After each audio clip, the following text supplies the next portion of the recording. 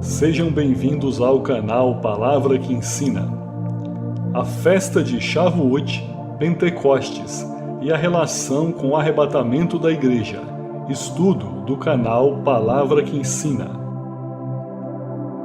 Pentecostes, Shavuot, é a segunda das 3 festas judaicas obrigatórias ordenadas por Deus. Êxodo capítulo 34, versículo 22. Enquanto os judeus chamam essa festa de Shavuot, no Novo Testamento a palavra grega é Pentecoste, que significa 50. Do Pentecoste grego obtemos a transliteração inglesa de Pentecostes, que é reconhecida pela Igreja como a época em que o Espírito Santo foi dado e houve o nascimento da Igreja.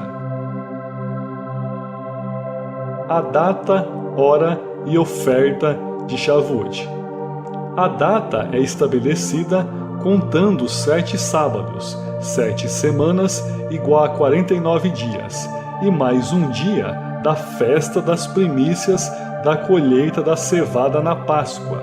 Isso nos dá um total de 50 dias. Levítico, capítulo 23, do verso 15 a 16. Isso colocaria Shavuot no final da primavera ou início do verão, meados de maio a meados de junho, em nossos calendários, ou seja, é a época da colheita do trigo em Israel. Por causa da contagem de semanas, Shavuot também é conhecida como Festa das Semanas. A contagem vincula o significado da Páscoa, libertação de Deus do seu povo da escravidão egípcia, e a manifestação da lei por Deus no Monte Sinai 50 dias depois. A Páscoa e Shavuot oferecem uma oferta de primícias de grãos, cevada na Páscoa e trigo em Shavuot.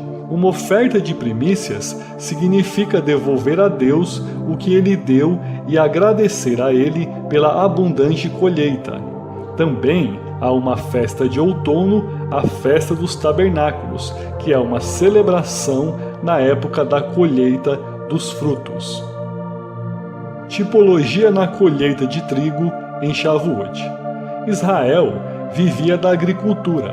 Por isso, Jesus costumava usar temas agrícolas em seus ensinamentos. Os exemplos incluem a parábola do semeador, Mateus 13, Marcos 4, a parábola do joio e do trigo, Mateus 13, trabalhadores nos campos, Mateus 9, 37 e 38, Lucas 10, versículo 2, o ciclo de vida de uma semente, João 12, 24 e mais. Em João 4,35, Jesus disse que a colheita chegará quando os campos estiverem brancos para a colheita. Os 50 dias da colheita da cevada até a colheita do trigo representam tipologicamente o tempo da era da Igreja, ou seja, da cruz ao arrebatamento. E o trigo, que cresce nos campos, representa a Igreja em crescimento nos últimos 2 séculos, até o nosso tempo, ou seja, a nossa era atual.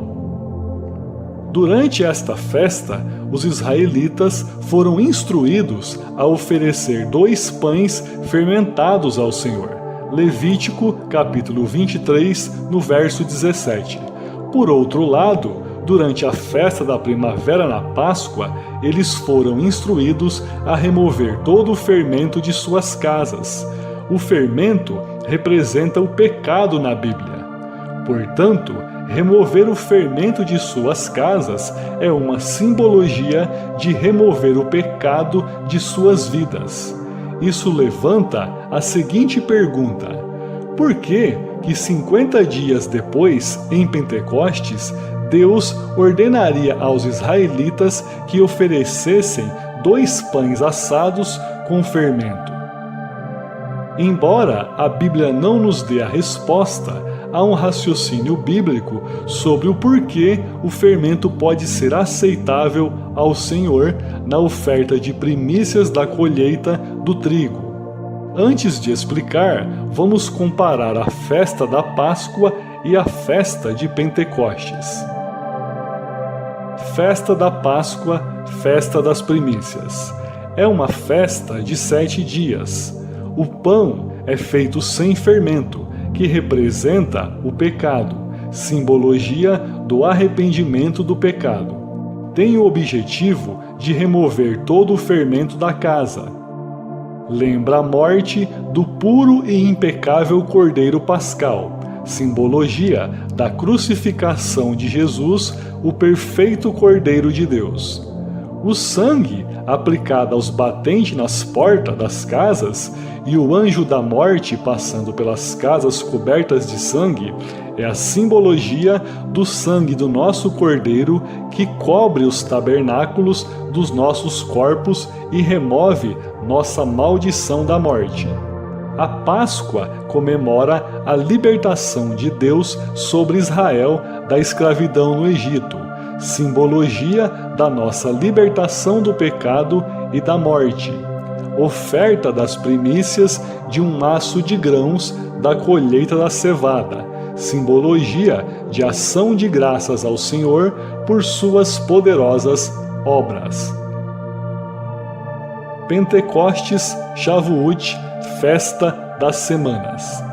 Festa de um dia em Israel e festa de 2 dias fora de Israel, definida de acordo com a contagem de semanas, 7 semanas da contagem do Homer, mais um dia de descanso. O 50º dia é a festa das primícias da Páscoa. Um Homer é a unidade de medida que refere-se a feixes de cevada colhidos.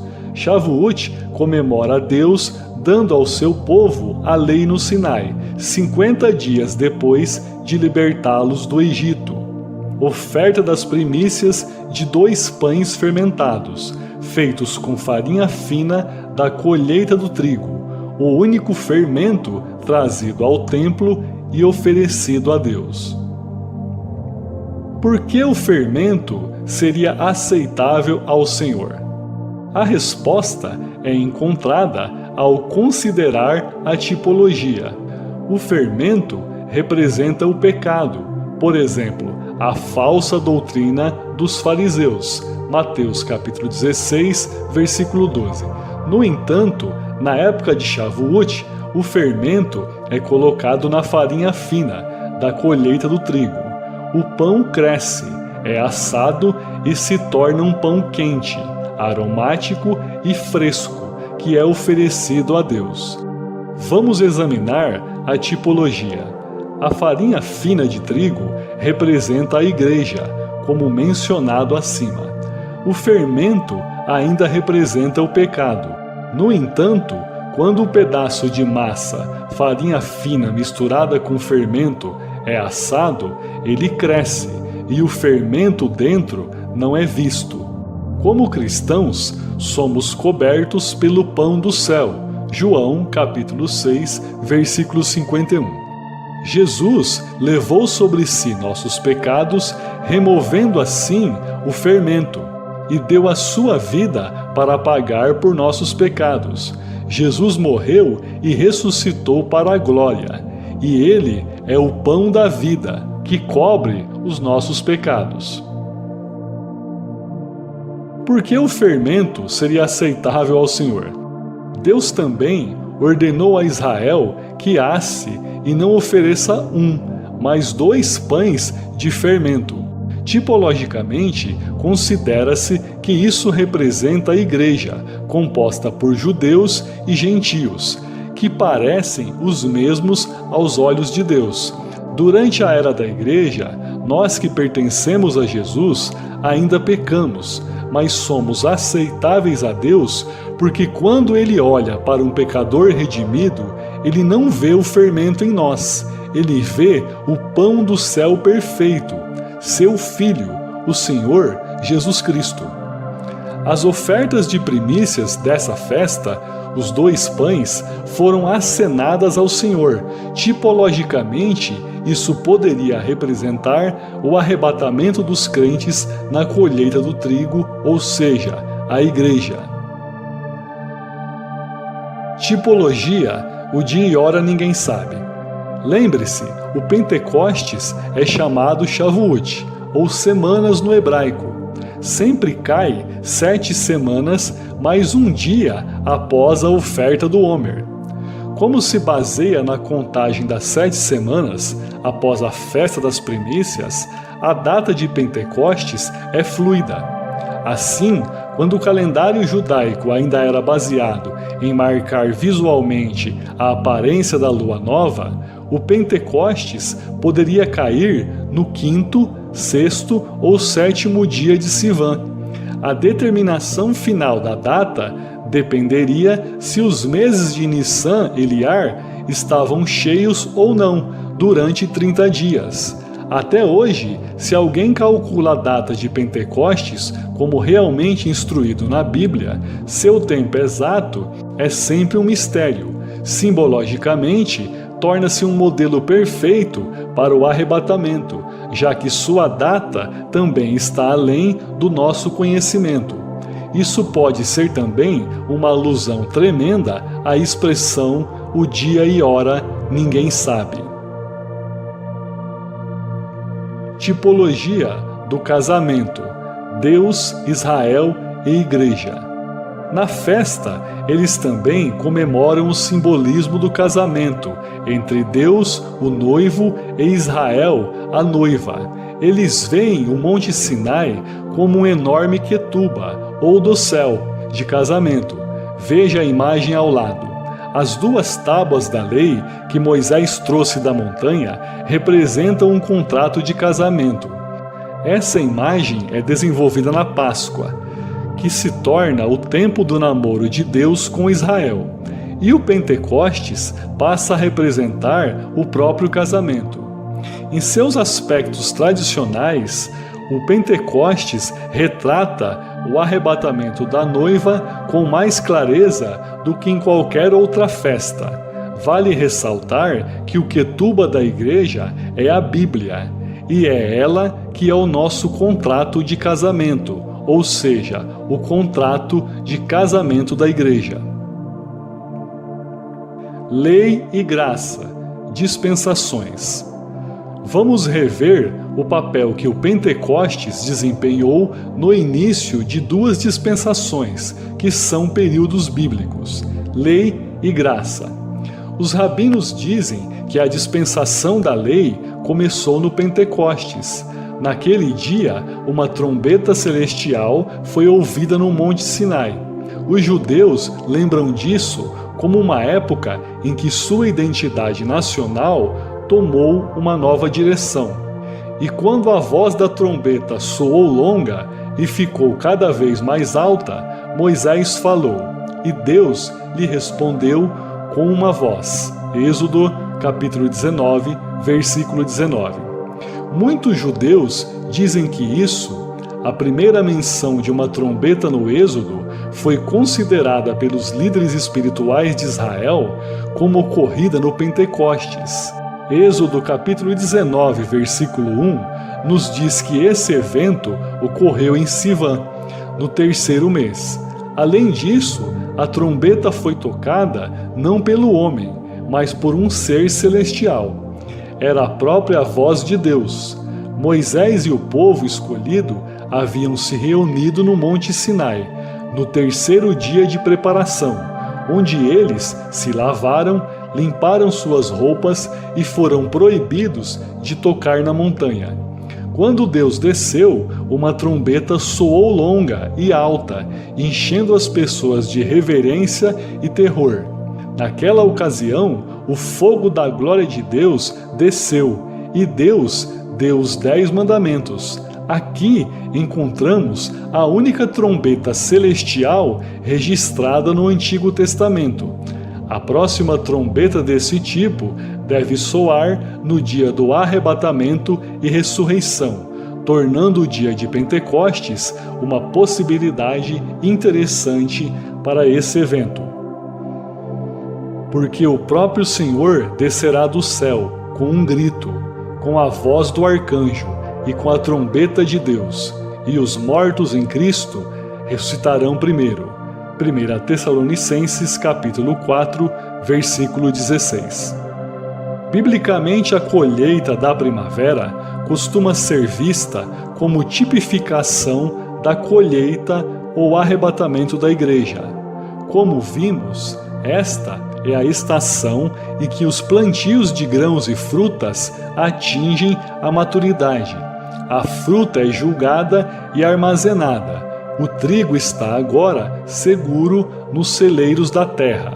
No Pentecostes, uma pequena amostra é coletada, moída em farinha e assada em 2 pães. Eles são os pães de teste, fermentados da nova colheita. Como já foi dito, eles tipificam os 2 corpos dos redimidos no final dos tempos, que são Israel e a Igreja. Tipologia: Salomão e Sulamita. Outro exemplo bem conhecido desse pensamento que podemos citar nesse estudo é a vinda do noivo para a noiva no Cântico de Salomão. Ele vem para a sua noiva no momento em que a primavera chega e os frutos estão quase maduros. Veja Cântico de Salomão, capítulo 2, versículo 8 ao 13. Mais uma vez, nesta passagem sobre o arrebatamento, vemos que a estação é a primavera. Aqui, a vinda de Salomão para sua noiva Sulamita é um tipo óbvio do Senhor e de seu relacionamento com a igreja, ou seja, o noivo vindo para sua noiva. O amado é descrito como deslizando através do topo das montanhas. Em outras palavras, ele está próximo, mas ainda não chegou. A estação é final da primavera. Em breve, a fruta será colhida. Essa passagem implica que a igreja será levada para casa. A estação é a do Pentecostes. Tipologia com Boaz e Ruth. Como observado anteriormente, a colheita de grãos ocorre no final da primavera. Foi nessa temporada que Ruth se tornou a esposa de Boaz. Muitos dizem que o livro de Ruth é a narrativa mais bonita de toda a Bíblia. Ruth era uma mulher gentia de Moabe, que se casou com uma família hebraica. Naquela época, havia uma fome em Israel, da qual a família esperava escapar emigrando de Belém para Moabe. Esses eventos ocorreram durante o período em que os juízes governaram a terra, após a morte de Josué. Foi um tempo de profundo declínio moral e espiritual. O marido e os 2 filhos morreram em Moabe, ficando viúva Ruth, sua sogra Noemi e sua cunhada Orfa. Desta forma, logo partiram. Noemi decidiu voltar para sua casa em Belém, pedindo a Ruth que ficasse com seu próprio povo, como Orfa fizera. Mas Ruth fielmente decidiu ir com ela e permanecer ao seu lado até a morte os separar. Eles chegaram a Belém na época da colheita, como era o direito dos pobres. Ruth procurou nos campos sua comida. Como estrangeira pobre, ela não tinha nada a esperar, a não ser um futuro de viuvez perpétua. No entanto, ela achou graça aos olhos de Boaz, um rico proprietário de terras. Por instrução de Naomi, Ruth foi à eira e deitou-se aos pés de Boaz, na noite de Pentecostes, a festa da colheita. Naquela noite, ele a reivindicou e a resgatou como um parente próximo, que tinha o direito de fazer. Depois de garantir o direito legal de casar com ela, eles se uniram em casamento, e ela lhe deu um filho, e aquele filho era Obed, o avô do rei Davi. Essa é a história de uma noiva gentia em uma terra estranha, que começou apenas com sua fé. Ela fornece uma imagem profética da noiva gentia de Cristo, a Igreja. Na mesma noite de Pentecostes, Ruth veio deitar aos pés de Boaz. A aceitação de Boaz por Ruth desencadeou uma série de medidas legais que ele empreendeu prontamente para poder se casar com ela. Ruth permaneceu completamente fiel a Naomi. Boaz conhecia sua reputação como uma mulher virtuosa. Ele completou a justiça dela em seu casamento, fazendo dela uma herdeira da promessa messiânica. Uma pobre mulher de Moabe foi trazida para a linhagem do trono de Davi, da qual o Messias um dia dominaria as nações. A história se passa no momento da colheita. Acredita-se que a conversão de Ruth ao judaísmo tem uma grande semelhança com a aceitação voluntária da Torá e a aliança de Deus no Sinai. O rei Davi, segundo a tradição, nasceu e morreu em Shavuot, Pentecostes. O livro de Ruth, é claro, termina como uma genealogia de Ruth até o rei Davi. Esta é uma tipologia perfeita entre o noivo Jesus e a sua noiva, a Igreja. Tipologia com Enoque.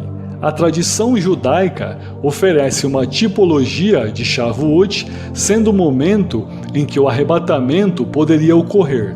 A tradição judaica diz que Enoque nasceu na época de Pentecostes. A Bíblia diz que Enoque foi arrebatado por Deus. Gênesis capítulo 5, verso 24. A tradição judaica afirma que Enoque foi arrebatado na mesma época do ano em que nasceu. Então, o que isso poderia significar? Tipologicamente, Enoque é considerado uma imagem ou tipologia da igreja, principalmente gentia. Enoque era um gentil anterior a Abraão. Enoque andou com Deus e foi levado, ou seja, arrebatado. Gênesis capítulo 5, versículo 24.